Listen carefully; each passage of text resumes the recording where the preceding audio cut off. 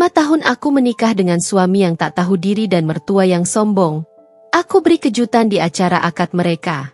Aku selalu percaya bahwa pernikahan adalah jalan menuju kebahagiaan. 5 tahun lalu, aku melangkahkan kaki ke altar dengan penuh keyakinan, menggenggam tangan pria yang kukira akan menjadi belahan jiwaku. Namun, keyakinan itu kini menjadi bara luka yang membakar setiap sudut hatiku. Pernikahanku dengan Rama bukanlah awal dari kebahagiaan seperti yang kubayangkan. Dari hari pertama, aku disambut oleh tatapan dingin ibu mertuaku, Bu Sari. Dia adalah wanita yang hidup dalam dunia penuh gengsi, di mana kekayaan dan status adalah segalanya. Aku, yang berasal dari keluarga sederhana, dianggap tak pantas menjadi bagian dari mereka. Tak terhitung banyaknya sindiran yang kuterima, mulai dari masakanku yang selalu dibandingkan dengan asisten rumah tangga, hingga cara berpakaian yang dianggap terlalu murah. Rama, suamiku, tidak pernah membelaku. Sebaliknya, dia selalu mengatakan, "Itu kan cuma omongan, jangan diambil hati. Mama memang seperti itu." Kata-katanya seperti duri yang menusuk pelan-pelan, mengajarkan aku untuk menelan semua rasa sakit tanpa perlawanan. Setahun setelah menikah, aku mulai merasakan bahwa Rama bukanlah pria yang kukenal sebelum menikah. Dia berubah menjadi orang yang dingin, hanya pulang untuk tidur, dan sibuk dengan ponselnya. Ketika aku mencoba bertanya, dia hanya menjawab singkat, "Aku capek kerja, jangan banyak tanya." Namun, puncaknya terjadi di tahun ketiga. Aku menemukan bukti bahwa Rama berselingkuh. Foto-foto mesranya dengan seorang wanita lain beredar di ponselnya. Aku menghadapinya dengan air mata bercucuran, berharap dia akan merasa bersalah. Tapi tidak. Rama malah membela diri. "Itu cuma teman biasa. Kamu aja yang terlalu sensitif," katanya, seolah-olah aku yang bersalah karena memergokinya. Aku merasa seperti orang bodoh yang terus mencoba mempertahankan rumah tangga yang sudah rapuh. Dalam hati, aku bertanya-tanya, apakah cinta cukup untuk membuatku bertahan? Namun, setiap kali aku mencoba melangkah pergi, aku diingatkan pada janji pernikahan, pada harapan yang pernah aku gantungkan di pundak pria itu. Di tengah semua kekacauan itu, aku tetap bekerja keras, mencoba menghidupi diriku sendiri. Rama memang memberiku uang bulanan, tapi itu hanya untuk menjaga penampilan di depan keluarganya. Sementara itu, aku yang mengatur semua kebutuhan rumah tangga. Bahkan, saat mertua sakit dan butuh bantuan, aku yang harus berkorban, baik waktu maupun uang. Puncaknya adalah ketika Rama tidak pulang selama seminggu tanpa kabar. Ketika dia akhirnya muncul, aku mendengar suara langkah kaki lain di luar rumah. Wanita itu ada di sana, berdiri dengan wajah penuh percaya diri, seolah-olah dia adalah istri yang sah. Aku tidak bisa lagi menahan emosi. Malam itu, aku meminta cerai. Rama hanya tertawa dingin. "Akhirnya kamu sadar juga. Aku sudah bosan dengan semua ini." Proses perceraian berjalan cepat. Rama tidak pernah benar-benar mencintaiku, itu jelas. Namun, yang lebih mengejutkan adalah bagaimana mertua memperlakukan aku setelah perceraian. Mereka mempermalukan aku di depan keluarga besar, mengatakan bahwa aku wanita yang tidak tahu diri, yang tidak bisa menjaga suami. Setelah perceraian, aku memulai hidup baru. Aku bekerja lebih keras dari sebelumnya, membangun kembali kepercayaan diriku yang hancur. Di satu sisi, aku merasa bebas. Tidak ada lagi tekanan dari suami dan mertua. Namun, luka yang mereka tinggalkan masih membekas. Hingga suatu hari, aku mendengar kabar bahwa Rama akan menikah lagi. Wanita itu adalah orang yang sama yang pernah kulihat berdiri di depan rumah kami. Tidak ada rasa sakit yang tersisa, hanya rasa lega karena aku sudah terbebas dari pria itu. Tapi aku ingin melakukan sesuatu, bukan untuk balas dendam, melainkan untuk menunjukkan bahwa aku sudah melangkah jauh dari masa laluku. Hari pernikahan Rama tiba. Aku memutuskan untuk hadir, bukan sebagai tamu undangan, tetapi sebagai wanita yang ingin menutup lembaran terakhir dari hidupnya. Aku membawa amplop berisi uang nafkah yang dulu diberikan Rama selama pernikahan kami. Uang itu tidak seberapa, tapi aku ingin mengembalikannya, sebagai simbol bahwa aku tidak membutuhkan apapun darinya. Ketika aku tiba di acara itu, semua mata tertuju padaku. Rama tampak kaget, sementara ibu mertuaku memandangku dengan tatapan penuh kebencian. Aku melangkah mendekati mereka dengan senyum di wajahku. "Selamat atas pernikahan kalian," kataku, lalu menyerahkan amplop itu. "Ini uang yang dulu kamu berikan padaku. Aku tidak ingin membawa apapun dari masa lalu kita." Semua tamu terdiam.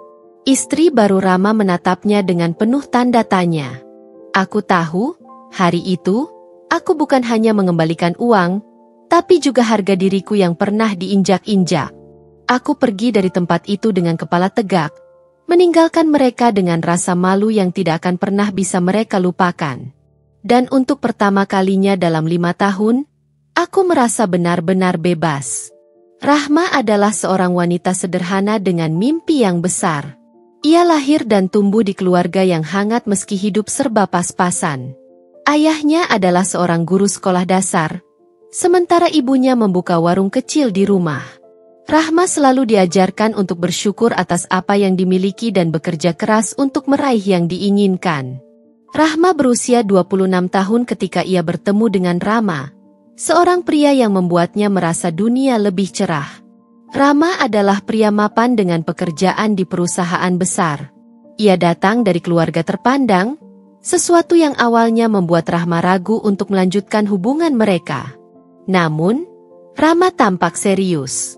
"Aku nggak peduli kamu dari mana. Aku yakin, kamu yang aku cari," kata Rama, menghapus semua keraguan Rahma. Mereka menikah setahun setelah perkenalan. Pernikahan itu sederhana namun penuh makna. Dihadiri keluarga dan teman-teman terdekat. Rahma merasa ini adalah awal baru. Awal yang ia bayangkan akan penuh kebahagiaan. Hari-hari awal pernikahan mereka berjalan manis. Rama adalah suami yang perhatian. Selalu menanyakan kabar Rahma saat di kantor dan membawakan makanan kesukaan Rahma saat pulang. Meski mereka tinggal di rumah keluarga Rama, Rahma berusaha beradaptasi dengan lingkungan baru. Ibu mertuanya, Bu Sari, seorang wanita yang anggun tapi memiliki sikap dingin, tampak sulit didekati. Namun, Rahma selalu berusaha bersikap sopan dan menghormatinya. Di bulan-bulan pertama, Rahma mulai melihat sisi lain dari Bu Sari. Setiap kali Rahma memasak, Bu Sari selalu mengomentari dengan nada yang membuatnya merasa rendah diri. "Masakan ini kurang bumbu. Lain kali, suruh Mbak Narti saja masak," katanya suatu hari, merujuk pada asisten rumah tangga keluarga mereka. Rama selalu meminta Rahma untuk bersabar. "Mama memang suka begitu, jangan dimasukin ke hati," katanya. Rahma mencoba menerima. Ia berpikir, mungkin ini ujian kecil yang harus ia lalui untuk mendapatkan tempat di hati ibu mertuanya. Namun, waktu terus berjalan, dan komentar-komentar kecil itu berubah menjadi tekanan yang lebih besar. Bu Sari mulai ikut campur dalam setiap keputusan rumah tangga mereka, termasuk urusan keuangan. Rahma mulai merasa hidupnya tidak lagi menjadi miliknya. Ia harus selalu mematuhi aturan yang ditetapkan oleh mertuanya. Setahun setelah pernikahan, Rama mulai menunjukkan perubahan. Ia tidak lagi pulang tepat waktu seperti dulu. Rahma sering mendapati dirinya menunggu di meja makan hingga larut malam hanya untuk makan sendirian. Ketika ia mencoba menanyakan alasannya, Rama hanya berkata, "Aku capek, banyak kerjaan." Rahma berusaha mengerti. Ia mencoba menjadi istri yang lebih baik, menjaga rumah, memasak makanan kesukaan Rama, dan tetap tersenyum meski hatinya mulai lelah. Namun, perubahan sikap Rama semakin jelas. Ia mulai lebih sering sibuk dengan ponselnya, jarang mengobrol dengan Rahma, dan tidak lagi menunjukkan perhatian seperti dulu. Di tahun ketiga pernikahan, Rahma menemukan sesuatu yang mengubah hidupnya. Suatu malam, ketika Rama mandi, ponselnya berbunyi. Rahma tidak berniat untuk melihatnya. Tapi pesan yang masuk menarik perhatiannya. Nama pengirimnya adalah Sayang. Dengan tangan bergetar, Rahma membuka pesan itu. Isi pesan itu membuat dadanya sesak. Aku rindu kamu. Kapan kita bisa ketemu lagi? Rahma merasa dunia runtuh. Ia menghadapi Rama malam itu juga, berharap ada penjelasan yang bisa membuat hatinya tenang.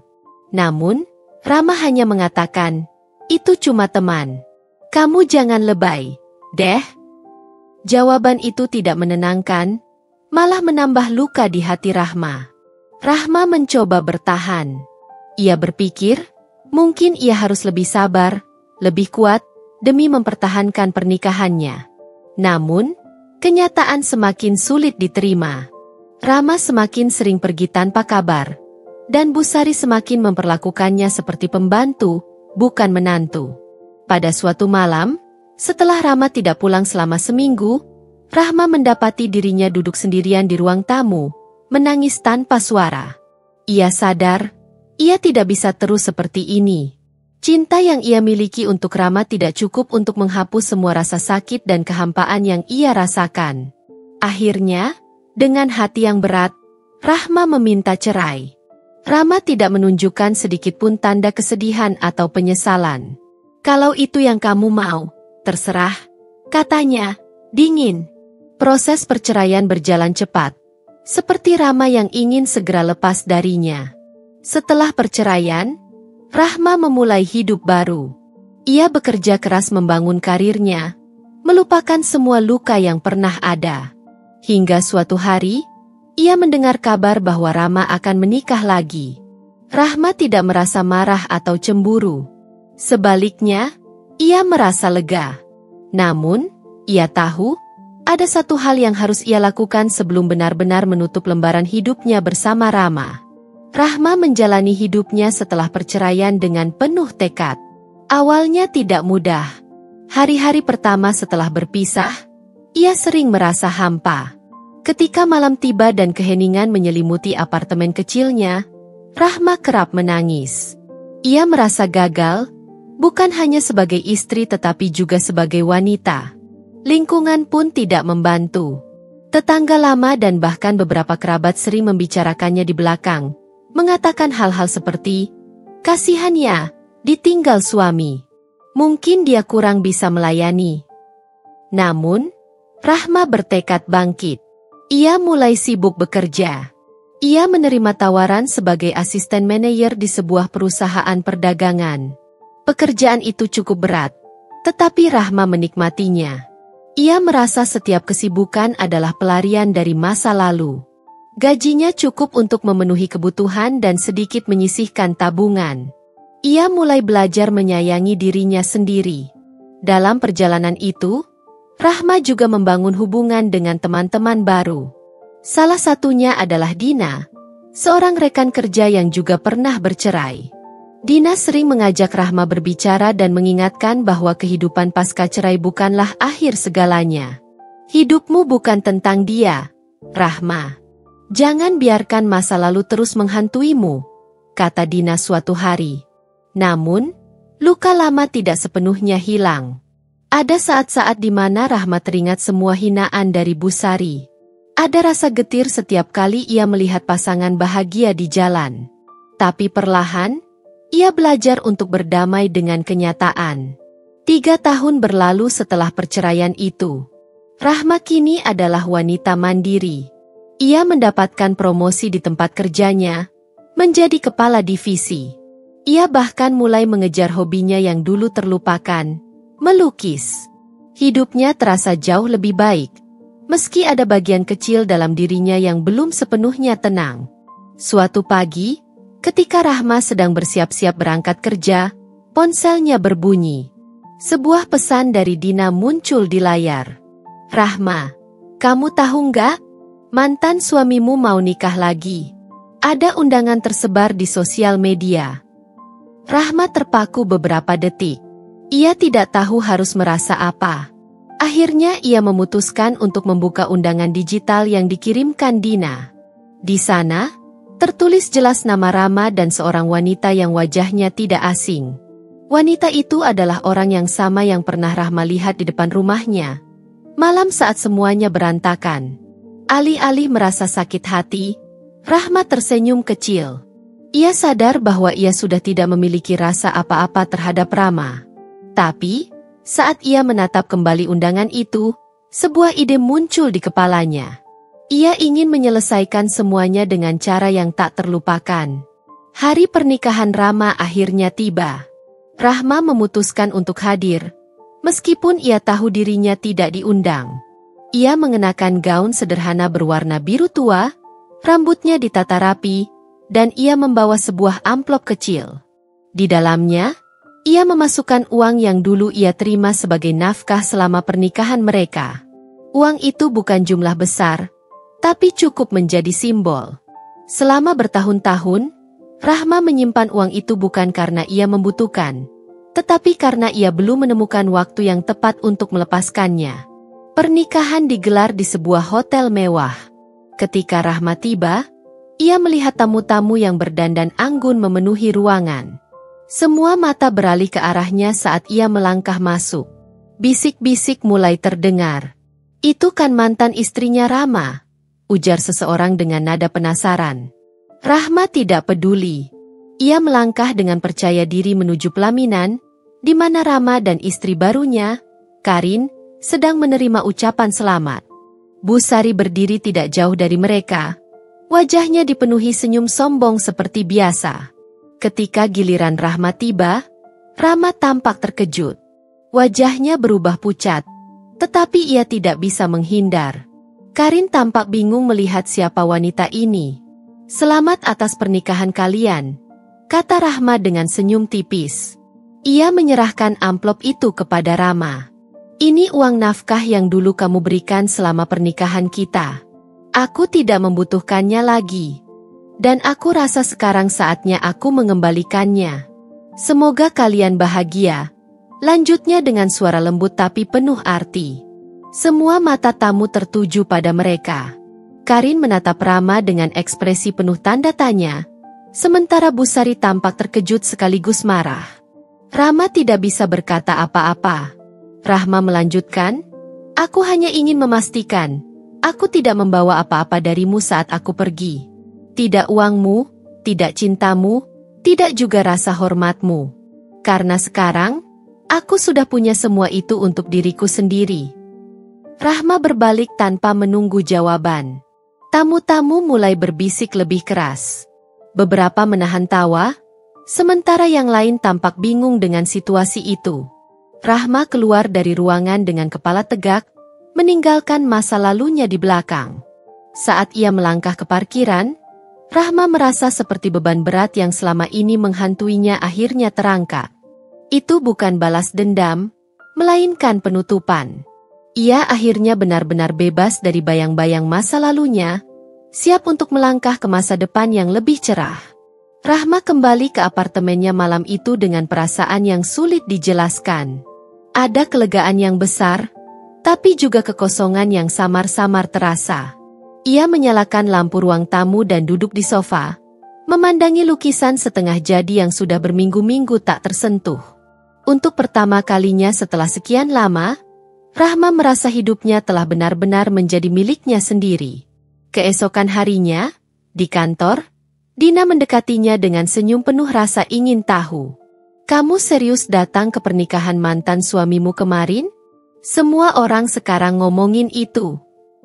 Dina setengah tertawa sambil menyeruput kopinya. Rahma hanya mengangkat bahu. "Kenapa tidak? Aku cuma ingin memastikan dia tahu bahwa aku sudah selesai dengan dia." Dina tertawa kecil, lalu melanjutkan, "Tapi kamu tahu nggak, katanya acara itu jadi kacau setelah kamu pergi. Ada ribut-ribut di belakang panggung. Si Karin katanya minta penjelasan soal kamu. Drama banget." Rahma tidak kaget mendengar itu, tapi ia tidak merasa perlu menanggapinya lebih jauh. Ia sudah menutup buku lama dalam hidupnya, dan apapun yang terjadi setelahnya bukan lagi urusannya. Namun, yang tidak ia duga, kisahnya di acara pernikahan itu mulai menyebar lebih luas. Seorang kolega lain mengirim pesan tentang unggahan anonim di media sosial yang menceritakan drama seorang mantan istri di pernikahan mantan suaminya. Meskipun tidak ada nama yang disebutkan, jelas itu tentang Rahma. Komentar di unggahan itu bermacam-macam, dari yang memujinya karena keberanian, hingga yang menganggapnya mencari perhatian. Rahma memutuskan untuk tidak peduli. Ia tetap fokus pada pekerjaannya, melanjutkan hidup seperti biasa. Tapi, dunia tampaknya belum selesai dengannya. Beberapa minggu setelah itu, Rama muncul di depan kantornya. "Rahma, kita harus bicara," katanya saat Rahma keluar kantor sore itu. Rahma berhenti sejenak, menatapnya. Rama tampak lebih kurus dari terakhir kali ia lihat, dan wajahnya terlihat lelah. Rahma tahu ia bisa saja mengabaikannya, tapi rasa penasaran membuatnya akhirnya mengangguk. Mereka duduk di sebuah kafe kecil di dekat kantor Rahma. "Aku nggak tahu harus mulai dari mana," kata Rama sambil mengaduk-aduk kopinya. "Tapi aku mau bilang kalau apa yang kamu lakukan di pernikahan itu." Rama berhenti, menghela napas panjang. "Kamu benar. Aku salah selama ini." Rahma menatapnya tanpa ekspresi. "Kalau cuma mau bilang itu, kamu nggak perlu repot-repot datang ke sini." "Tunggu," Rama memotong, nadanya terdengar memohon. "Aku tahu aku bikin banyak kesalahan, dan aku nggak akan pernah bisa memperbaiki semuanya. Tapi aku cuma mau kamu tahu kalau aku benar-benar menyesal." Rahma tidak tahu harus merasa apa. Penyesalan Rama tidak mengubah apapun. Luka yang ia tinggalkan sudah lama sembuh, dan Rahma tidak butuh validasi darinya. "Kalau kamu benar-benar menyesal, Rama, buktikan dengan cara kamu menjalani hidupmu sekarang. Tapi jangan pernah berharap aku akan kembali. Aku sudah selesai dengan kamu," kata Rahma dengan suara tegas. Rama terdiam. Ia tampak seperti ingin mengatakan sesuatu, tapi akhirnya hanya mengangguk pelan. Pertemuan itu adalah yang terakhir kali mereka berbicara. Setelah itu, Rahma mendengar bahwa pernikahan Rama dan Karin tidak berjalan mulus. Ada kabar bahwa mereka sering bertengkar, dan tidak lama kemudian, mereka berpisah. Namun, Rahma tidak merasa puas atau senang mendengar berita itu. Ia hanya merasa semakin yakin bahwa keputusannya untuk pergi dari Rama adalah keputusan terbaik dalam hidupnya. Sementara itu, kehidupan Rahma semakin baik. Ia mulai menggelar pameran kecil untuk lukisannya dan mendapat banyak pujian. Ia bertemu banyak orang baru, termasuk seorang pria yang membuatnya merasa dicintai tanpa syarat. Hubungan mereka tumbuh perlahan, tanpa tekanan atau tuntutan. Rahma kini adalah wanita yang berbeda. Ia bukan lagi wanita yang mengorbankan dirinya untuk orang yang tidak menghargainya. Ia belajar bahwa kebahagiaan sejati datang ketika ia mencintai dirinya sendiri terlebih dahulu. Dan dengan setiap langkah yang ia ambil ke depan, Rahma merasa hidupnya penuh, bukan lagi karena seseorang, tetapi karena dirinya sendiri. Beberapa bulan setelah pertemuannya dengan Rama di kafe, hidup Rahma benar-benar berubah. Ia lebih percaya diri dan lebih bahagia dari sebelumnya. Lukisannya mulai dikenal, tidak hanya di kalangan lokal tetapi juga di luar kota. Ia bahkan diundang untuk mengikuti pameran seni di Jakarta, sebuah pencapaian besar bagi seseorang yang memulai dari nol. Namun, perjalanan emosinya belum sepenuhnya selesai. Suatu hari, ketika Rahma sedang menyusun karya-karyanya untuk pameran, ponselnya berbunyi. Nomor tak dikenal muncul di layar. Setelah beberapa detik ragu, ia menjawab, "Rahma, ini aku, Karin." Rahma terdiam. Karin adalah wanita terakhir yang ingin ia dengar kabarnya. Ia tidak tahu apa yang membuat Karin menghubunginya. "Ada apa?" Rahma menjawab singkat, Aku nggak tahu harus bicara sama siapa lagi. Aku tahu ini mungkin terdengar aneh, tapi aku butuh bantuanmu," kata Karin. Suaranya terdengar gemetar. Rahma hampir tertawa kecil mendengar itu.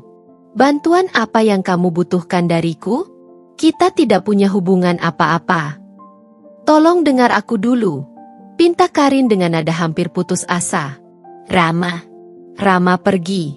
Dia meninggalkan aku dengan semua ini. Aku nggak tahu harus gimana. Aku nggak tahu kenapa aku berpikir kamu bisa membantu. Tapi kamu pernah melewati ini. Kamu pasti tahu rasanya. Rahma menarik napas panjang. Ia mencoba memahami situasi, meski di hatinya ia merasa getir. Karin, wanita yang dulu mungkin ikut menghancurkan rumah tangganya, kini datang memohon bantuan. Aku minta maaf kalau aku ganggu kamu. Karin melanjutkan ketika Rahma tidak segera merespons. Tapi aku benar-benar nggak tahu harus gimana. Aku merasa hancur. Rahma akhirnya berkata, Karin, aku tahu rasa sakit yang kamu rasakan, tapi itu bukan tanggung jawabku. Aku sudah pernah melalui itu. Dan aku berdiri lagi tanpa meminta tolong pada siapapun. Kamu juga bisa. Tapi bagaimana? Aku merasa seperti nggak punya kekuatan lagi. Karin menangis di ujung telepon. Rahma merasa sesuatu mengaduk-aduk hatinya. Meski ada rasa puas mendengar bahwa Karin kini merasakan apa yang pernah ia rasakan, ada juga rasa iba. Ia tahu betapa sulitnya bangkit dari kehancuran itu. Karin, aku tidak punya solusi instan untukmu. Tapi aku akan memberitahumu satu hal. Kata Rahma akhirnya. Jangan biarkan dirimu tenggelam terlalu lama. Apapun yang Rama lakukan, itu tidak mendefinisikan kamu. Kamu lebih dari sekadar istrinya. Temukan dirimu lagi, dan berdiri. Setelah panggilan itu, Rahma duduk lama di ruang tamunya. Ia merasa lelah secara emosional. Namun, ia juga merasa lega karena tidak lagi menyimpan dendam terhadap Karin atau siapapun dari masa lalunya. 2 tahun berlalu, dan kehidupan Rahma kini benar-benar jauh dari bayangan siapapun. Pamerannya telah sukses besar, dan ia membuka studio seni kecil di Bandung. Ia juga menemukan cinta baru. Seorang pria bernama Arman, seorang fotografer yang memiliki semangat hidup yang sama dengannya. Hubungan mereka berbeda dari apapun yang pernah Rahma alami sebelumnya. Arman tidak pernah mencoba menguasainya, melainkan mendukungnya dalam setiap langkah. Pada suatu malam di balkon apartemen mereka, Arman menatap Rahma dan berkata, "Kamu tahu, aku suka melihat caramu menghadapi hidup. Kamu nggak pernah membiarkan siapapun mendikte apa yang harus kamu lakukan. Kamu itu inspirasi buat aku." Rahma tersenyum kecil. Matanya menerawang ke langit malam yang dipenuhi bintang. "Aku dulu tidak seperti ini, Arman. Aku dulu membiarkan orang lain menentukan apa yang harus aku lakukan. Tapi semua itu mengajarkan aku untuk jadi lebih kuat." Arman memegang tangannya. "Dan sekarang, kamu adalah wanita terkuat yang pernah aku kenal." Rahma merasa hatinya hangat. Ia tahu bahwa ia telah melewati begitu banyak hal untuk sampai ke titik ini. Masa lalu mungkin telah melukainya, tapi itu juga membentuknya menjadi siapa dirinya hari ini. Seorang wanita yang tidak lagi hidup dalam bayang-bayang orang lain. Rahma memulai hari dengan energi baru. Studio seni yang ia kelola semakin berkembang, menarik banyak perhatian dari komunitas seni di kota Bandung. Setiap sudut ruangan dipenuhi dengan kanvas-kanvas berisi warna-warna yang hidup, mencerminkan perasaan Rahma yang kini lebih damai. Namun, di balik semua kesibukan, Rahma tidak pernah menyangka bahwa masa lalunya akan kembali mengetuk pintu dengan cara yang tidak terduga. Suatu sore, saat ia sedang mengajar kelas melukis untuk anak-anak, seorang wanita parubaya muncul di pintu studio. Wajahnya kaku, penuh keraguan. Rahma mengenali wanita itu seketika. Bu Sari, mantan mertuanya. Kehadirannya adalah sesuatu yang tak pernah Rahma bayangkan. Rahma mengambil napas dalam-dalam sebelum menyambut wanita itu dengan sikap tenang. "Silakan masuk," katanya tanpa basa-basi. Bu Sari terlihat canggung. Tapi ia akhirnya melangkah masuk dan duduk di salah satu bangku kosong di pojok studio. Rahma duduk di hadapannya, menunggu apa yang akan dikatakan wanita itu. "Aku tidak tahu harus memulai dari mana." Bu Sari akhirnya membuka suara. Nadanya terdengar lebih rendah dari biasanya. Tapi aku rasa aku perlu bicara denganmu. Rahma mengangkat alis, tapi tidak berkata apa-apa. Setelah pernikahan Rama dan Karin, semuanya berubah, lanjut Busari. Aku pikir dia akan menjadi suami yang lebih baik. Aku pikir dia belajar dari kesalahan. Tapi ternyata dia tidak berubah. Karin meninggalkannya beberapa bulan lalu. Rahma mendengarkan tanpa menunjukkan emosi. Rama sekarang tidak punya siapa-siapa. Dia kehilangan pekerjaan, dan keadaannya benar-benar buruk. Aku tidak tahu harus bagaimana. Suara Busari terdengar gemetar, seperti sedang berjuang melawan rasa malu yang besar. Dan aku tahu ini bukan urusanmu lagi. Tapi, Rahma memotong, nadanya tegas. Busari, saya paham betapa sulitnya keadaan ini, tapi Rama adalah pria dewasa. Dia harus menghadapi konsekuensinya sendiri. Apapun yang dia lakukan atau tidak lakukan, itu bukan tanggung jawab saya. Busari terdiam. Air mata mulai mengalir di wajahnya. Itu adalah sisi yang belum pernah Rahma lihat sebelumnya. Saya tidak datang ke sini untuk meminta uang atau bantuan apapun. Saya hanya ingin meminta maaf, katanya dengan suara serak. Dulu, saya terlalu keras pada kamu. Saya tidak pernah menghargai kamu sebagai istri Rama. Saya selalu menyalahkan kamu atas semua masalah, padahal saya tahu itu tidak adil. Rahma terdiam lama. Kata-kata itu, meski sederhana, memiliki beban yang besar. Ia tidak pernah berpikir bahwa wanita yang dulu merendahkannya akan datang dan meminta maaf. Maaf memang tidak akan mengubah apa yang sudah terjadi, kata Rahma akhirnya. Tapi saya menghargai keberanian ibu untuk mengatakannya. Busari mengangguk pelan, wajahnya penuh rasa lega. Rahma tahu ini adalah langkah besar bagi mantan mertuanya. Meskipun itu tidak akan mengubah apapun tentang masa lalu. Setelah Busari pergi, Rahma merasa seperti sebuah bab lain dalam hidupnya telah ditutup. Ia tidak merasa puas atau bangga, tapi ia merasa damai. Masa lalunya tidak lagi memiliki kendali atas dirinya.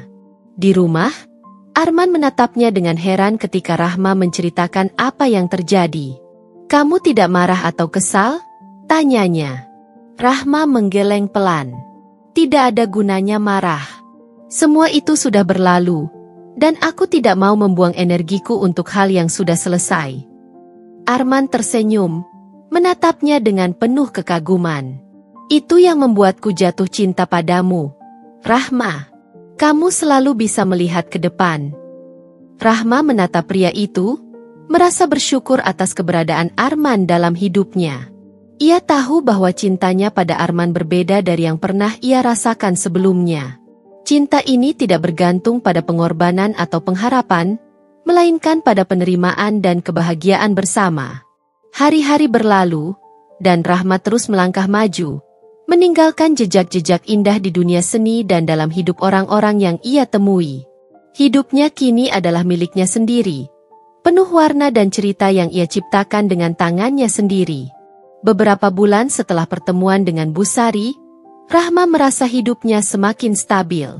Studio seninya berkembang pesat, dan hubungannya dengan Arman semakin kokoh.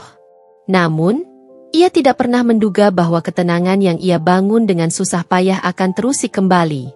Suatu malam, saat Rahma dan Arman sedang bersantai di ruang tamu, ponsel Rahma berdering. Nama yang tertera di layar membuat napasnya tercekat. Itu Rama. Arman, yang melihat perubahan ekspresi Rahma, bertanya dengan tenang, "Kamu mau angkat?" "Halo?" Suaranya dingin. Di seberang, terdengar suara Rama yang terdengar lemah dan putus asa. "Rahma, aku tahu aku nggak pantas bicara sama kamu. Tapi, tolong dengarkan aku. Aku butuh bantuanmu." Rahma mengerutkan kening. "Bantuan apa lagi yang kamu minta, Rama? Aku bukan bagian dari hidupmu lagi." "Aku tahu," suara Rama pecah. "Tapi aku benar-benar nggak punya siapa-siapa lagi. Aku kehilangan semuanya, Rahma. Pekerjaan, rumah, bahkan ibu. Dia sudah nggak mau bicara denganku. Aku cuma butuh seseorang untuk bicara. Tolong. Rahma terdiam. Di satu sisi, ia merasa marah karena Rama masih mencoba menariknya ke dalam kehidupannya yang berantakan. Namun, di sisi lain, ia merasakan sedikit rasa kasihan. Aku nggak tahu apa yang kamu harapkan dariku, kata Rahma akhirnya. Tapi aku nggak bisa kembali ke masa lalu. Kamu harus belajar menghadapi hidupmu sendiri, Rama. Rahma, aku salah. Aku salah memperlakukanmu. Aku salah memilih Karin. Aku tahu aku nggak pantas mendapatkan pengampunanmu, tapi aku cuma ingin mengatakan maaf, kata Rama dengan suara penuh kepedihan. Rahma menutup matanya sejenak, menahan napas. Aku sudah memaafkanmu, Rama. Bukan untuk kamu, tapi untuk diriku sendiri. Tapi memaafkan bukan berarti aku harus kembali ke hidupmu. Sebelum Rama sempat menjawab, Rahma mengakhiri panggilan itu. Ia meletakkan ponselnya di meja dan menatap Arman, yang diam memperhatikannya. Kamu baik-baik saja? Tanya Arman lembut. Rahma mengangguk, meski hatinya terasa sedikit kacau. Dia meminta maaf dan meminta bantuan. Tapi aku sudah cukup memberi, Arman. Aku tidak bisa terus menjadi tempat dia bergantung. Arman meraih tangan Rahma, menggenggamnya erat. Kamu melakukan hal yang benar. Kamu punya hak untuk melindungi dirimu sendiri. Namun, perasaan itu tidak sepenuhnya hilang. Beberapa hari kemudian, Rahma mendapat kabar bahwa Rama ditemukan pingsan di kamar kontrakannya karena overdosis obat tidur. Ia dilarikan ke rumah sakit, dan kabarnya kondisinya kritis. Rahma tahu kabar itu tidak seharusnya memengaruhinya. Ia telah menutup bab itu dalam hidupnya. Tapi saat ia duduk sendirian di studio malam itu, pikirannya dipenuhi oleh kenangan masa lalu. Ia teringat saat pertama kali jatuh cinta pada Rama. Saat mereka berjuang bersama untuk membangun rumah tangga. Saat ia bertahan meski dilukai berulang kali. Semua itu terasa seperti mimpi buruk yang lama. Tapi kenangan itu tetap menjadi bagian dari dirinya. Malam itu, Rahma tidak tidur. Ia berdiri di depan kanvas kosong, mencoba menuangkan perasaannya dalam bentuk warna dan garis. Tapi tidak ada yang keluar. Kepalanya penuh dengan pikiran yang tidak terucapkan. Keesokan harinya, Rahma memutuskan untuk pergi ke rumah sakit. Ia tidak tahu apa yang mendorongnya, tapi ia merasa perlu melakukannya. Di sana, ia bertemu Busari yang terlihat lebih tua dan lelah dari terakhir kali mereka bertemu. Mata wanita itu membesar saat melihat Rahma. Lalu ia langsung menangis. Terima kasih sudah datang, Rahma. Aku tidak tahu harus berkata apa, katanya sambil menghapus air matanya. Rahma tidak menjawab. Ia hanya berjalan ke arah ruang ICU tempat Rama dirawat. Dari balik jendela kaca, ia melihat pria itu terbaring lemah dengan alat bantu pernapasan. Wajahnya yang dulu ia kenal kini tampak asing, penuh dengan kesedihan dan kehilangan. Ia berdiri di sana selama beberapa menit, tanpa berkata apa-apa. Ada rasa iba, tapi tidak ada lagi cinta. Hanya ada perasaan lega bahwa ia telah memilih jalan yang benar. Ketika ia berbalik untuk pergi, Busari menyentuh lengannya. Rahma, aku tahu ini tidak adil. Tapi kalau Rama sembuh, bisakah kamu bicara dengannya? Mungkin itu bisa membantunya. Rahma menatap mata wanita itu. Busari, saya akan mendoakan kesembuhan Rama. Tapi saya sudah selesai dengan dia. Dan itu tidak akan berubah. Ia meninggalkan rumah sakit dengan hati yang ringan, merasa bahwa ia telah memberikan dirinya sendiri kebebasan penuh dari bayang-bayang masa lalu. Rahma tahu, keputusannya adalah akhir dari semua yang pernah membelenggunya. Hari-hari berlalu setelah kunjungannya ke rumah sakit. Rahma mencoba untuk fokus pada hidupnya yang sekarang. Namun, pikiran tentang Rama tidak sepenuhnya hilang dari benaknya. Bukan karena ia masih memiliki rasa cinta, tetapi lebih karena bayang-bayang luka lama yang terkadang kembali muncul. Suatu sore, Ketika Rahma tengah sibuk menyusun katalog untuk pameran berikutnya, pintu studionya diketuk. Rahma mendongak, sedikit terganggu. "Masuk saja," katanya, berharap itu adalah salah satu pegawainya yang lupa membawa kunci. Namun, yang masuk bukanlah pegawainya. Sosok Busari berdiri di ambang pintu, kali ini tampak lebih tenang, meski wajahnya tetap menyiratkan kelelahan. "Rahma, maaf kalau aku mengganggu," katanya pelan. Rahma tidak tahu harus berkata apa, tapi ia mengangguk, mempersilakan wanita itu duduk. "Saya tahu saya sudah meminta terlalu banyak dari kamu, tapi ini adalah yang terakhir," Busari berkata, suaranya serak. Rama sudah keluar dari rumah sakit. Dia sedang dalam masa pemulihan. Tapi dia tidak punya arah, Rahma. Dia tidak punya siapa-siapa lagi selain aku. Rahma menatap Busari dengan datar. "Busari, saya mengerti bahwa Rama butuh dukungan. Tapi itu bukan tanggung jawab saya lagi." Busari mengangguk pelan, lalu mengambil sesuatu dari tasnya, sebuah amplop. Ia meletakkannya di meja.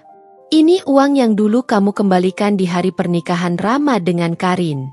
Aku tahu itu adalah hakmu, tapi kamu mengembalikannya dengan cara yang membuat kami semua malu. Aku tidak menyalahkan kamu, karena saat itu aku tahu kami pantas mendapatkannya," katanya, suaranya lirih. Rahma terkejut. Ia tidak menyangka Busari masih menyimpan amplop itu. "Uang ini bukan lagi soal materi, Rahma. Ini adalah simbol dari kesalahan kami. Aku hanya ingin menutup semua ini dengan hati yang lebih damai. Aku ingin kamu menerimanya kembali, bukan untuk Rama, tapi untuk dirimu sendiri," lanjut Busari. Rahma menggeleng pelan. "Saya tidak butuh uang itu, Bu. Itu bukan bagian dari hidup saya lagi." "Aku tahu. Tapi ini lebih dari sekadar uang. Ini adalah pengakuan bahwa kami salah memperlakukanmu," desak Busari. Rahma menatap amplop itu lama. Ia tahu bahwa menerima atau menolaknya tidak akan mengubah apapun di hidupnya sekarang. Namun, ia juga tahu bahwa Busari melakukan ini dengan tulus, sebagai bentuk penyesalan. Akhirnya, Rahma mengangguk pelan. "Baik, saya terima. Tapi bukan karena saya membutuhkannya. Saya terima untuk mengakhiri semua ini." Busari tersenyum tipis. Matanya berkaca-kaca. "Terima kasih, Rahma. Aku tidak tahu harus berkata apa lagi. Tapi aku lega bisa mengatakan semua ini padamu." Setelah Busari pergi, Rahma duduk di meja kerjanya, memandangi amplop itu. Perasaan campur aduk memenuhi dirinya. Ia merasa seperti menutup satu pintu terakhir yang masih terbuka di masa lalunya. Namun, hidup tidak pernah berhenti membawa kejutan. Beberapa bulan kemudian, Rahma menerima kabar bahwa Rama meninggalkan kota. Busari mengirim pesan singkat, memberitahu bahwa Rama memutuskan untuk memulai hidup baru di luar negeri, mencoba memperbaiki dirinya tanpa mengandalkan siapapun. Rahma membaca pesan itu tanpa emosi. Ia merasa lega, bukan karena Rama pergi, tetapi karena itu berarti bab dalam hidupnya yang melibatkan Rama benar-benar selesai. Sementara itu, kehidupan Rahma dengan Arman semakin kuat. Mereka sering bepergian bersama untuk mengeksplorasi seni dan fotografi, menciptakan kolaborasi yang menginspirasi banyak orang.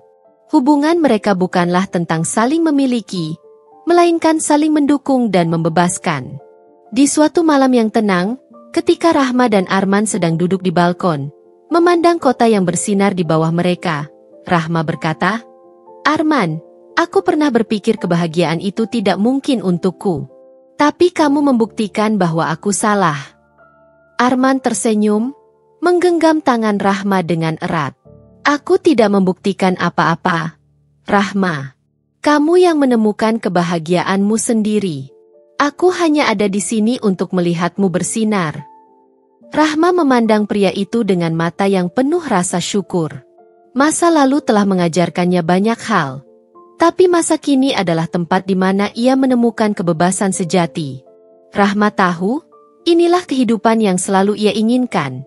Kehidupan yang ia bangun dengan tangannya sendiri, penuh cinta, harapan, dan keberanian. Beberapa bulan setelah Rama pergi ke luar negeri, Rahma benar-benar merasa seperti hidupnya telah berada di tempat yang seharusnya. Namun, sebuah undangan tak terduga tiba di kantornya suatu sore. Sebuah kartu dengan desain mewah tertulis nama pengirimnya, Karin, mantan istri kedua Rama. Rahma membuka undangan itu dengan hati-hati. Itu adalah undangan acara ulang tahun mewah di sebuah hotel bintang 5, atas nama Karin. Namun yang mengejutkan Rahma adalah catatan kecil yang diselipkan di dalamnya. Rahma, aku tahu kamu mungkin merasa aneh menerima ini. Tapi aku benar-benar ingin berbicara denganmu. Ada hal yang harus kamu tahu. Aku akan menunggumu di acara ini. Karin. Rahma menatap catatan itu lama. Ia tidak pernah membayangkan akan berurusan lagi dengan Karin setelah semua yang terjadi. Di satu sisi, ia merasa tidak punya kewajiban untuk menghadiri acara itu. Namun, rasa penasaran mulai menghantui pikirannya. Apa yang ingin dikatakan Karin? Malam itu, Rahma menunjukkan undangan itu pada Arman. Kamu pikir aku harus pergi? Tanyanya. Arman, seperti biasa, tidak pernah memaksakan pendapatnya. Keputusan ada di tanganmu. Tapi kalau kamu merasa ini hanya akan membuka luka lama, mungkin lebih baik tidak usah. Rahma mengangguk. Namun, hatinya tetap gelisah. Hari acara itu tiba. Rahma akhirnya memutuskan untuk datang. Lebih karena ingin menyelesaikan semua hal yang mungkin tersisa dari masa lalunya.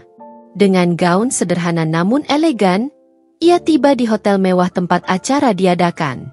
Acara itu penuh dengan tamu-tamu berpakaian glamor. Namun, mata Rahma hanya tertuju pada satu sosok, Karin, yang berdiri di dekat panggung dengan segelas sampanye di tangannya. Wanita itu tersenyum saat melihat Rahma dan langsung menghampirinya. Rahma, aku tidak menyangka kamu akan datang. Terima kasih, kata Karin dengan nada tulus yang mengejutkan Rahma. Apa yang ingin kamu bicarakan? Rahma langsung pada intinya, tidak ingin berlama-lama di tempat itu. Karin menghela napas, lalu mengajak Rahma ke sudut ruangan yang lebih sepi. Setelah memastikan tidak ada yang mendengar, Karin mulai berbicara. Aku tahu kamu mungkin membenciku. Aku tidak menyalahkanmu. Aku salah mengambil keputusan saat itu. Katanya, suaranya terdengar sedikit bergetar. Tapi yang ingin aku katakan adalah tentang Rama. Rahma mengerutkan kening. Aku pikir aku sudah selesai dengan segala hal yang berkaitan dengannya. Karin mengangguk. Aku paham. Tapi aku merasa kamu perlu tahu sesuatu. Saat aku menikah dengan Rama, aku menyadari banyak hal yang salah dalam dirinya. Dia tidak pernah benar-benar belajar dari kesalahannya denganmu. Dan aku, Karin berhenti, menatap Rahma dengan mata penuh penyesalan. Aku sadar, aku hanya menjadi bagian dari lingkaran itu.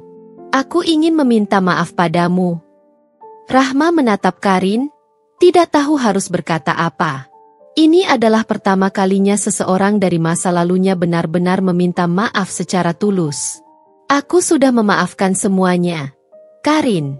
Tapi kenapa kamu merasa perlu memberitahuku ini sekarang? Karin terdiam sejenak, lalu melanjutkan dengan nada serius.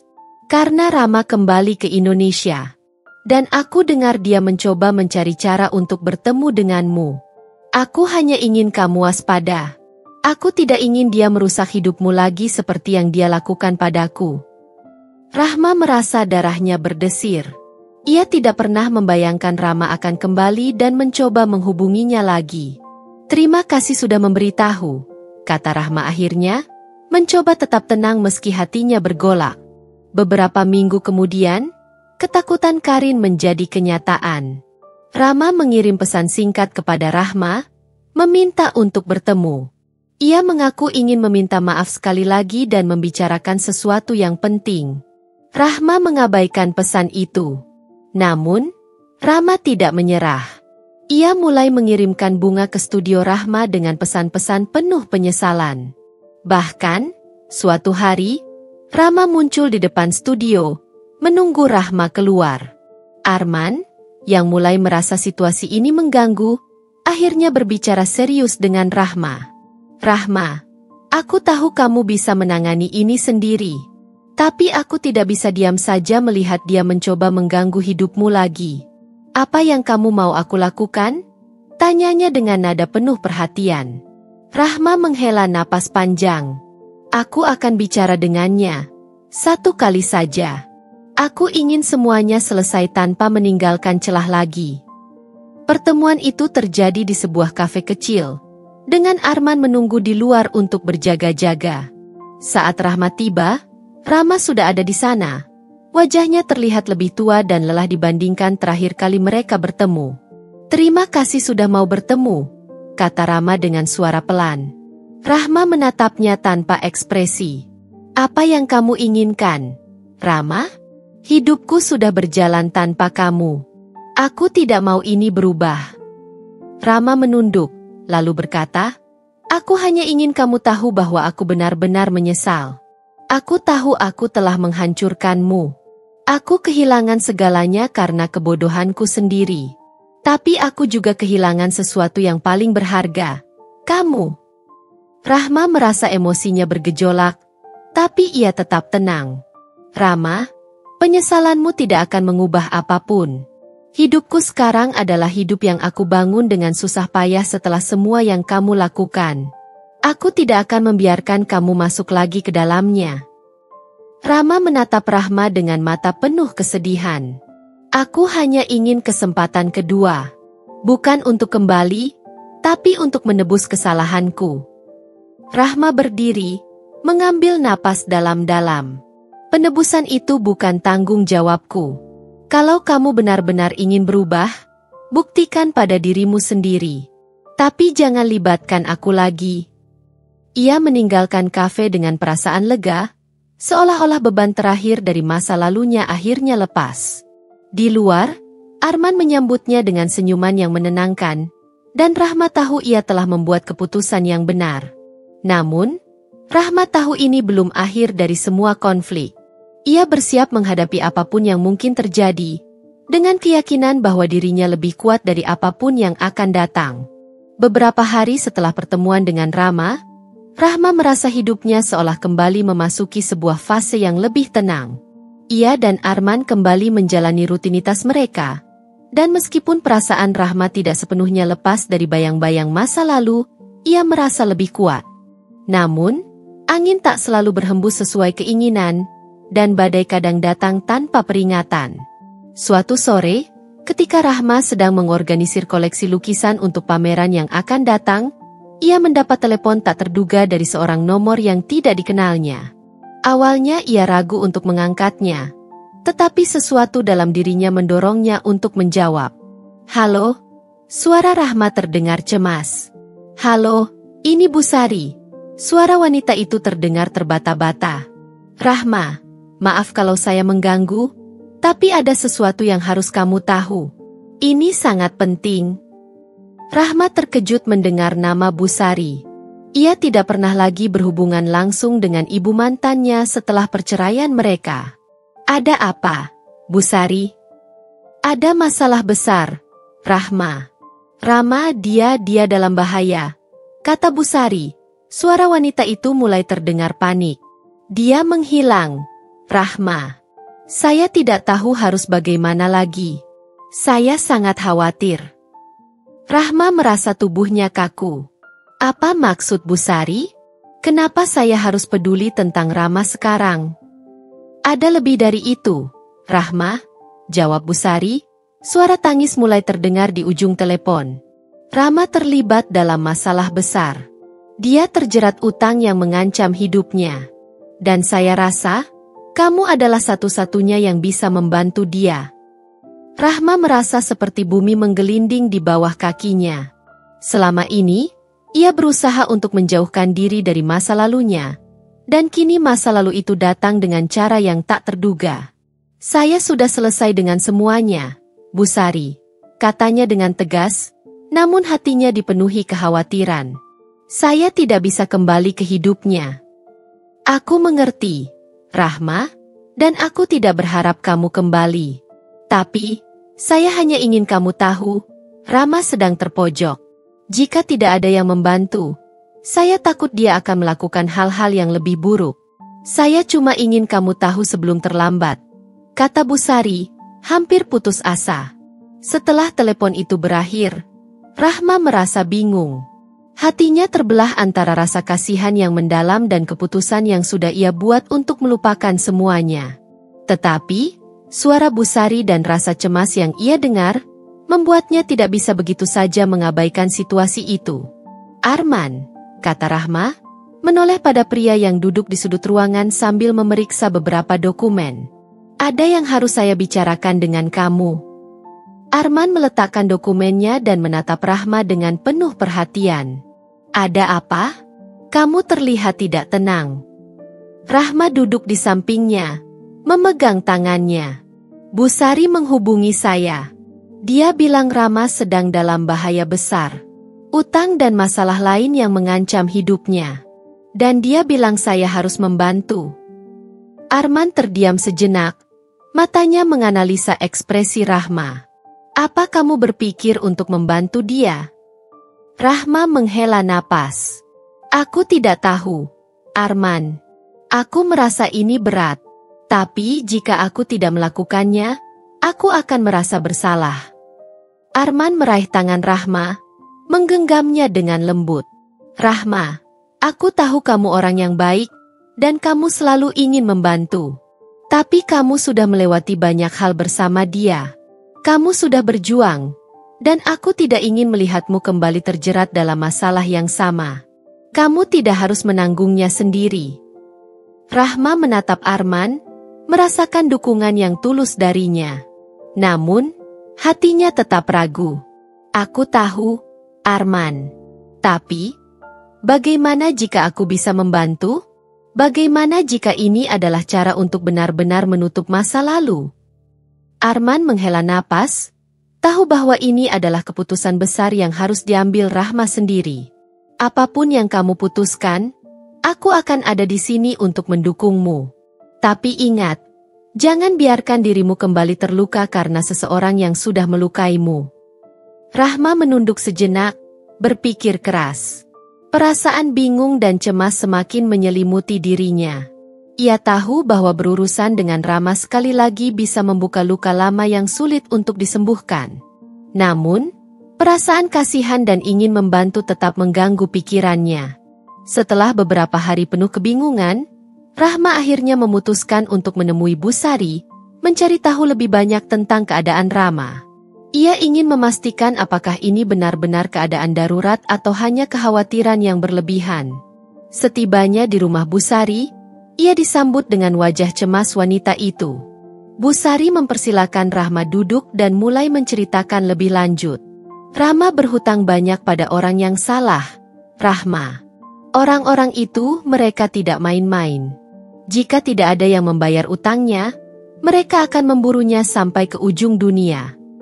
Rahma merasakan ketegangan di udara. Ia tidak tahu harus merespons apa. Apa yang kamu ingin saya lakukan, Busari? Saya sudah berjanji untuk tidak terlibat lagi dalam kehidupan Rama.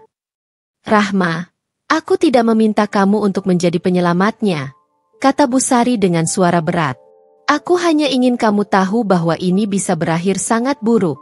Rama mungkin tidak akan keluar dari ini hidup-hidup. Rahma merasa seolah-olah seluruh dunia runtuh di sekitarnya.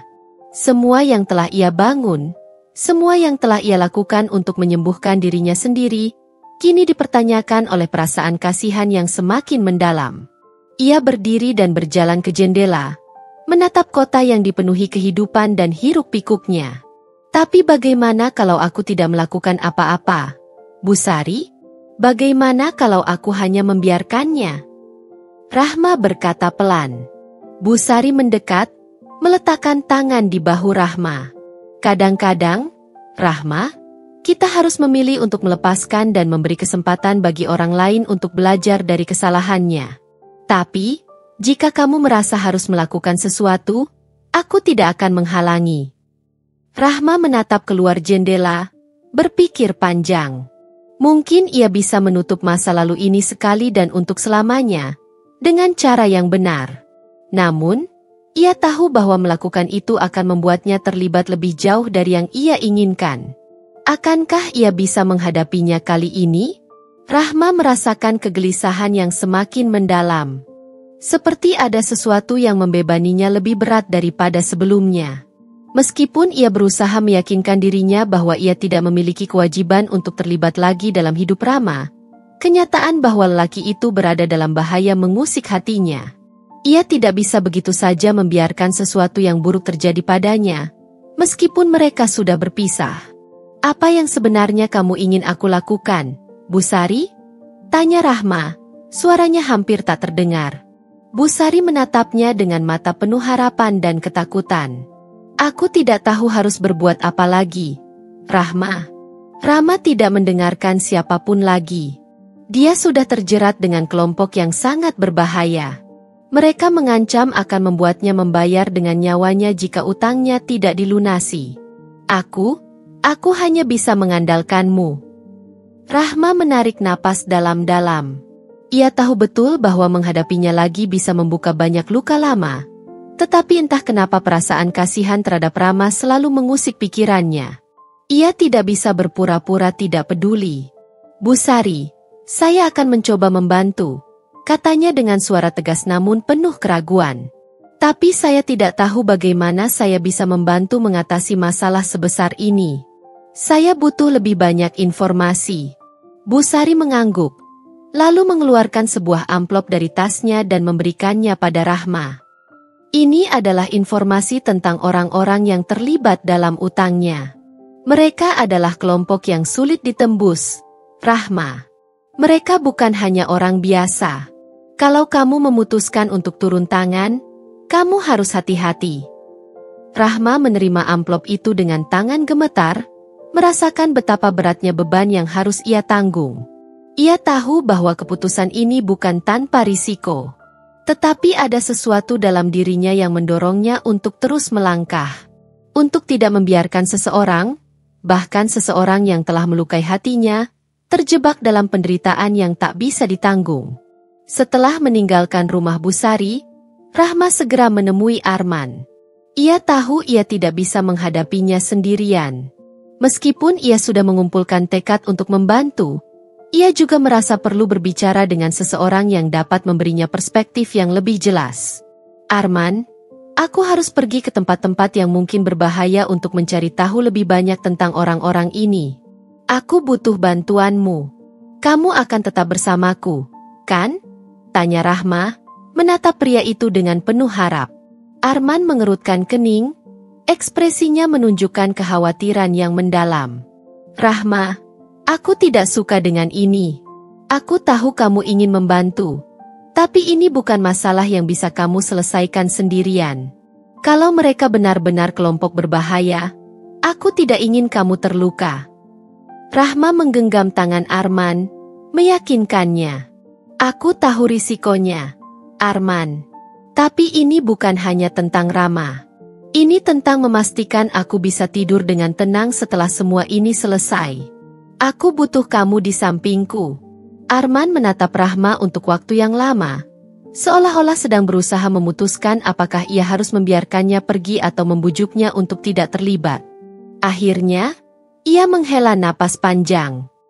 Baiklah, aku akan menemanimu. Tapi kita harus hati-hati.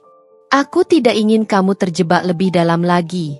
Dengan persetujuan Arman, mereka mulai merencanakan langkah-langkah yang harus diambil. Rahma merasa beban berat terangkat sedikit. Meski hatinya masih diliputi keraguan, ia tahu ia tidak bisa mundur sekarang. Beberapa hari kemudian, Rahma dan Arman tiba di sebuah kafe yang tersembunyi di sudut kota. Kafe itu adalah tempat yang disebut-sebut sebagai tempat pertemuan antara orang-orang yang memiliki hubungan dengan kelompok yang mengancam Rama. Rahma merasa gugup, tetapi ia tahu bahwa ini adalah langkah pertama yang harus diambil. Arman mengawasi sekeliling dengan tajam, sementara Rahma mencoba untuk tetap tenang. Mereka duduk di meja yang sudah dipesan sebelumnya, menunggu seseorang yang mereka harapkan bisa memberikan informasi lebih lanjut. Tidak lama setelah mereka duduk, seorang pria berpakaian hitam dan bertato datang menghampiri mereka. Pria itu duduk tanpa basa-basi dan menatap Rahma dengan tajam. "Kamu datang karena ingin tahu tentang Rama, kan?" katanya dengan suara serak. Rahma mengangguk, mencoba mengendalikan ketegangannya. "Ya, saya butuh informasi. Rama terjebak dalam utang, dan saya ingin tahu bagaimana cara keluar dari masalah ini." Pria itu mengerutkan kening, lalu tersenyum sinis. "Masalahnya, dia sudah sangat terlambat. Dia berutang pada orang-orang yang tidak akan pernah memberi keringanan. Dan mereka tidak suka jika ada orang mencoba mencampuri urusan mereka." Arman yang sejak tadi hanya diam, mulai berbicara dengan nada waspada. "Jika kamu tahu siapa yang terlibat, kenapa kamu tidak membantu? Apa yang kamu inginkan dari kami?" Pria itu memandang Arman dengan tajam, lalu menunduk sejenak sebelum berbicara lagi. "Aku tidak bisa membantu secara langsung.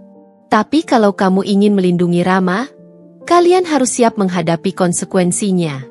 Mereka akan datang untuknya, dan untuk kalian." Rahma merasa sebuah ketegangan luar biasa di dalam dadanya. "Apa yang harus kami lakukan?" Pria itu mengangkat bahu. "Aku tidak bisa memberitahumu lebih banyak. Kalau kamu memutuskan untuk membantu, itu urusan kalian. Tapi aku akan memberi peringatan, jaga dirimu. Kalau mereka merasa terancam, mereka tidak akan segan-segan mengambil langkah lebih jauh." Dengan itu, pria itu bangkit dan meninggalkan kafe, meninggalkan Rahma dan Arman dengan lebih banyak pertanyaan daripada sebelumnya. Mereka duduk dalam keheningan beberapa saat, masing-masing memproses informasi yang baru mereka dapatkan. "Apa yang kita lakukan sekarang?" tanya Rahma dengan suara gemetar. Arman meraih tangannya, menggenggamnya erat. "Sekarang kita harus lebih berhati-hati. Kalau mereka sudah mengetahui kita mulai mencari tahu, kita bisa menjadi sasaran berikutnya." Rahma menatap Arman dengan raut wajah penuh tekad. "Aku tidak akan mundur, Arman. Ini bukan hanya tentang Rama lagi. Ini tentang memastikan bahwa kita tidak kehilangan lebih banyak hal dari ini. Aku harus melakukannya." Mereka berdua tahu bahwa langkah mereka selanjutnya akan menjadi ujian besar, bukan hanya bagi Rahma, tetapi juga bagi hubungan mereka. Segala sesuatu yang telah mereka bangun bersama bisa hancur jika mereka tidak berhati-hati. Namun, Rahma merasa sudah tidak ada jalan lain. Jika dia mundur sekarang, dia akan terus dihantui oleh rasa penyesalan dan ketidakpastian. Dengan keputusan yang semakin mantap, mereka melanjutkan perjalanan yang penuh bahaya ini, siap menghadapi apapun yang akan datang. Setelah pertemuan itu, Rahma dan Arman memutuskan untuk mencari tahu lebih dalam tentang kelompok yang mengancam Rama. Mereka tahu bahwa informasi adalah kunci untuk mengatasi situasi ini. Namun, setiap langkah yang mereka ambil membuat mereka semakin sadar akan bahaya yang mengintai. Malam itu, Rahma tidak bisa tidur. Bayangan wajah Rama, ketakutan Busari, dan ancaman yang baru saja ia dengar terus menghantui pikirannya. Ia berjalan mondar-mandir di ruang tamu, pikirannya dipenuhi oleh segala kemungkinan buruk. "Aku tidak bisa diam saja," gumamnya pelan. Arman yang duduk di sofa menatapnya dengan cemas. "Rahma, kita harus bergerak hati-hati. Kalau kita salah langkah, mereka bisa tahu kita sedang mencoba mengungkap sesuatu." Rahma menghentikan langkahnya, menatap Arman dengan mata yang berkaca-kaca. "Aku tahu, Arman. Tapi waktu kita tidak banyak. Kalau kita tidak melakukan sesuatu sekarang, Rama bisa benar-benar hancur. Aku tidak ingin itu terjadi." Arman berdiri, menghampiri Rahma, dan memegang bahunya dengan lembut. "Aku mengerti. Kita akan melakukannya bersama. Tapi aku tidak ingin kamu terluka lagi, Rahma. Ingat, ini bukan hanya tentang Rama. Ini tentang kamu juga." Rahma mengangguk pelan. Ia tahu Arman benar. Namun, rasa tanggung jawab yang membebaninya terlalu besar untuk diabaikan. Keesokan harinya, mereka memutuskan untuk menemui seseorang yang disebut-sebut memiliki hubungan dengan kelompok tersebut. Nama pria itu adalah Doni, seorang mantan anggota kelompok yang kini menjalani hidup di bawah radar. Doni dikenal licik, tetapi jika didekati dengan cara yang benar, ia bisa menjadi sumber informasi yang berharga. Rahma dan Arman menemui Doni di sebuah gudang tua di pinggiran kota. Tempat itu gelap dan suram, dengan bau lembab yang menusuk hidung. Doni duduk di sebuah kursi kayu reyot, menatap mereka dengan pandangan curiga. "Kalian datang jauh-jauh hanya untuk bertanya tentang kelompok itu? Apa kalian gila?" Doni memulai dengan nada mengejek. "Kalau mereka tahu aku berbicara dengan kalian, aku bisa mati di tempat." "Kami tidak ingin membuat masalah untukmu, Doni," jawab Arman dengan tenang. "Kami hanya butuh informasi." Rama, orang yang sedang terancam, adalah mantan suami Rahma. Dia terjebak utang pada kelompok itu, dan kami butuh cara untuk mengeluarkannya. Doni tertawa kecil, lalu menggelengkan kepala. "Kalian pikir mudah menghadapi mereka? Mereka bukan hanya geng biasa. Mereka punya koneksi, uang, dan kekuasaan. Kalau Rama sudah terjerat, satu-satunya cara keluar adalah membayar lunas atau mati." Rahma merasakan darahnya berdesir mendengar kata-kata itu. "Tolong, Doni. Kalau ada cara lain, beritahu kami. Kami akan melakukan apa saja untuk membantu Rama." Doni menatap Rahma dengan tajam, seolah sedang menilai apakah ia bisa dipercaya. Setelah beberapa saat, ia menghela napas panjang. "Ada satu cara. Tapi ini berbahaya, bahkan untuk kalian." Rahma dan Arman saling bertukar pandang. "Apa itu?" tanya Rahma. Suaranya bergetar. "Kalian harus menemukan bukti bahwa kelompok itu melakukan kegiatan ilegal yang lebih besar. Jika kalian berhasil menyerahkan bukti itu ke pihak berwenang, mereka akan sibuk menghadapi hukum dan mungkin melupakan Rama. Tapi, kalau kalian gagal, kalian akan menjadi target berikutnya." Rahma merasa tubuhnya gemetar. Tugas ini lebih besar dari yang ia bayangkan. Namun, ia tahu bahwa ini mungkin satu-satunya jalan. "Kami akan melakukannya," katanya akhirnya. Doni mengangguk pelan. "Kalau begitu, dengarkan baik-baik. Mereka menyimpan sebagian besar dokumen penting mereka di sebuah gudang di luar kota.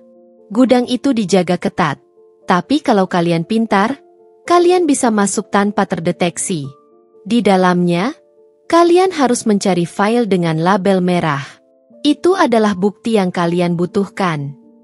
Arman mengangguk, mencoba menyerap semua informasi yang diberikan. "Bagaimana kami tahu gudang itu tidak diawasi oleh kamera atau jebakan lainnya?" Doni tersenyum kecil. "Kalian harus pintar-pintar menghindar. Mereka memang canggih, tapi tidak sempurna. Ingat, satu langkah salah, dan semuanya akan berakhir untuk kalian." Rahma dan Arman meninggalkan pertemuan itu dengan hati yang berat. Mereka tahu bahwa apa yang mereka lakukan sangat berisiko.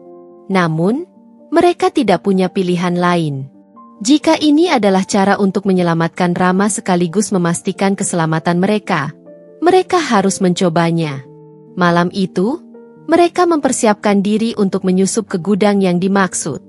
Rahma merasa jantungnya berdetak lebih cepat dari biasanya, tetapi ia mencoba untuk tetap tenang. Arman membawanya ke sisi lain ruangan, memastikan mereka memiliki peralatan yang cukup. "Rahma, kalau ini terlalu berbahaya, kamu bisa menunggu di luar. Aku yang masuk," kata Arman dengan suara tegas. Rahma menatapnya dengan mata yang penuh tekad. "Tidak, Arman. Kita melakukan ini bersama. Aku tidak akan membiarkanmu menghadapi semuanya sendirian."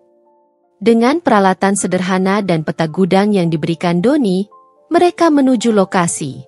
Gudang itu berada di tengah hutan kecil, jauh dari pemukiman.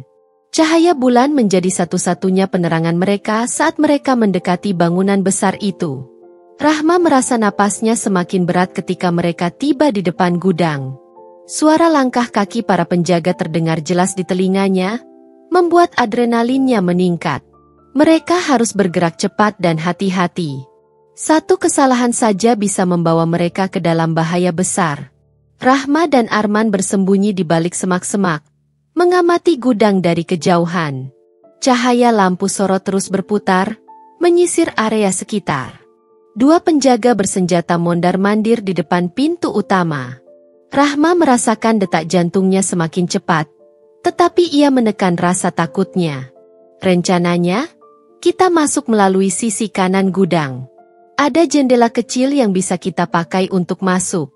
Aku sudah lihat dari peta, di sana tidak ada penjaga, bisik Arman. Rahma mengangguk, menggenggam tangan Arman sejenak sebelum mereka bergerak. Mereka menyelinap pelan-pelan, memastikan langkah mereka tidak mengeluarkan suara. Sampai di sisi kanan gudang, Rahma melihat jendela kecil yang dimaksud. Dengan bantuan Arman, ia memanjat dan berhasil masuk terlebih dahulu. Di dalam gudang, suasananya sunyi tetapi mencekam. Gudang itu dipenuhi oleh rak-rak besi yang menjulang tinggi, penuh dengan kotak dan dokumen. Rahma mencoba mengingat instruksi Doni, mencari tanda khusus yang disebutkan. File merah, di bagian rak sebelah barat, bisik Rahma pada dirinya sendiri. Arman mengikutinya dengan waspada. Namun, saat mereka mendekati rak yang dimaksud, suara langkah kaki mendekat. Rahma dan Arman buru-buru bersembunyi di balik salah satu kotak besar. Seorang pria dengan senapan berjalan perlahan, matanya menyisir area sekitar. Napas Rahma terhenti sejenak, tubuhnya membeku. Pria itu akhirnya berlalu, dan Rahma menarik napas lega. Ia melanjutkan pencariannya dengan tangan gemetar. Tak lama, ia menemukan map merah yang dicari. Rahma membuka map itu dan melihat sejumlah dokumen yang mencantumkan daftar transaksi ilegal, termasuk nama-nama anggota kelompok itu. Ini dia, bisik Rahma penuh kemenangan. Namun, ketika mereka bersiap untuk keluar, sebuah alarm tiba-tiba berbunyi. Lampu gudang berkedip-kedip, dan suara langkah kaki semakin banyak terdengar. Penjaga telah menyadari keberadaan mereka. Kita harus keluar sekarang, seru Arman. Rahma menggenggam map itu erat-erat, mengikuti Arman yang memimpin jalan keluar. Mereka berlari menuju jendela tempat mereka masuk, tetapi dua penjaga sudah menghadang di sana. Arman menoleh ke arah lain, mencari rute pelarian. Mereka menemukan pintu belakang gudang yang tidak terkunci. Saat mereka berhasil keluar dari pintu belakang, mereka mendengar teriakan dan suara tembakan. Rahma dan Arman berlari sekuat tenaga menuju mobil yang mereka parkirkan agak jauh dari gudang. Napas Rahma tersengal-sengal, tetapi ia tidak berhenti berlari.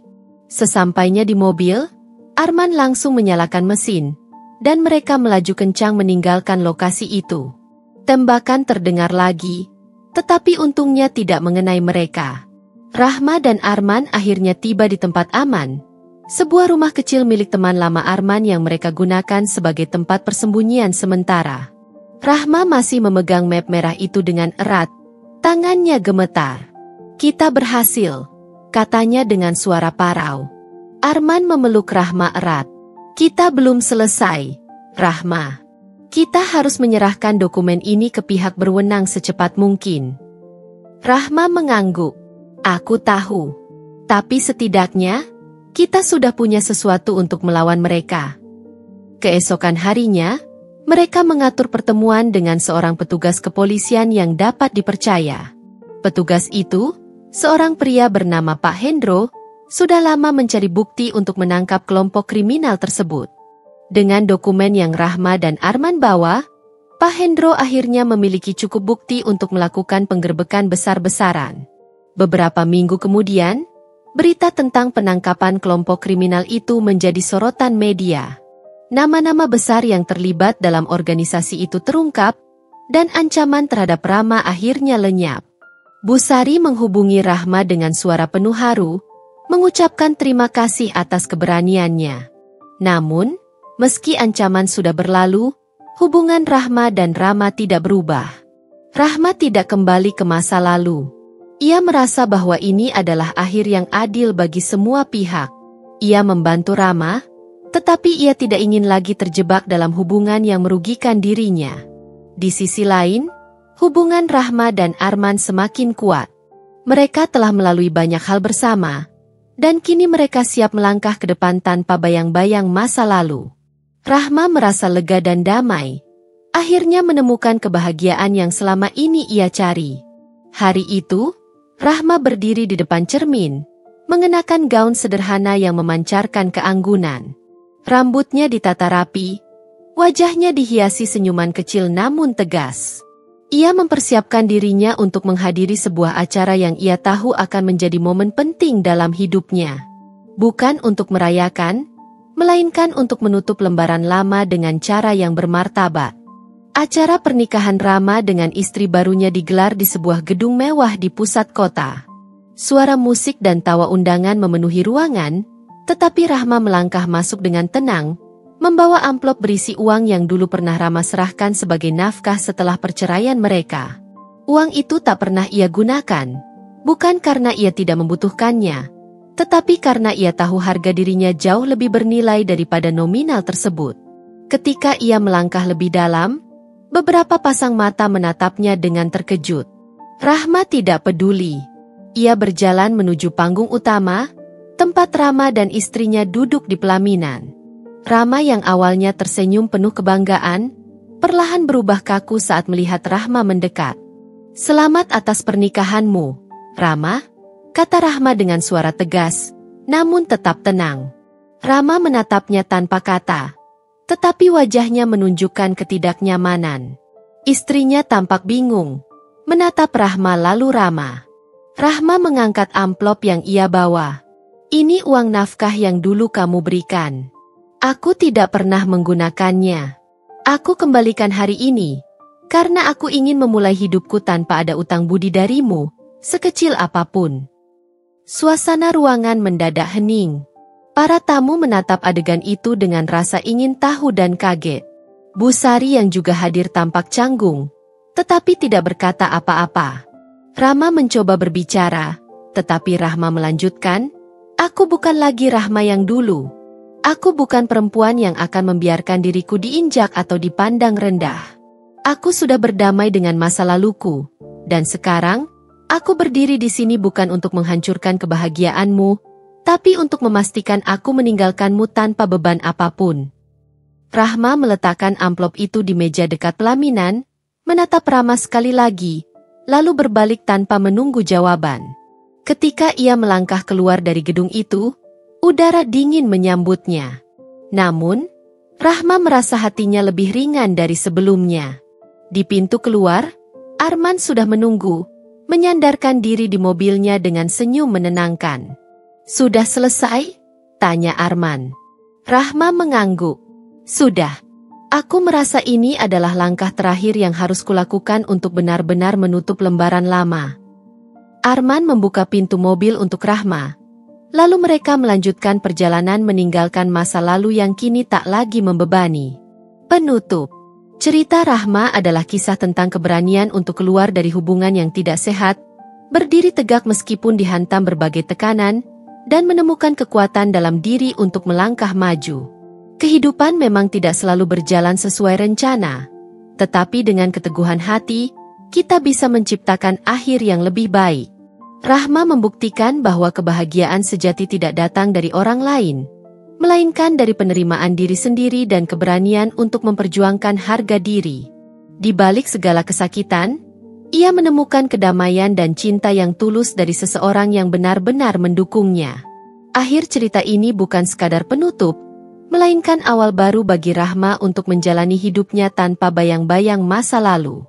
Sebuah kisah tentang harapan, keberanian, dan cinta yang menemukan jalannya.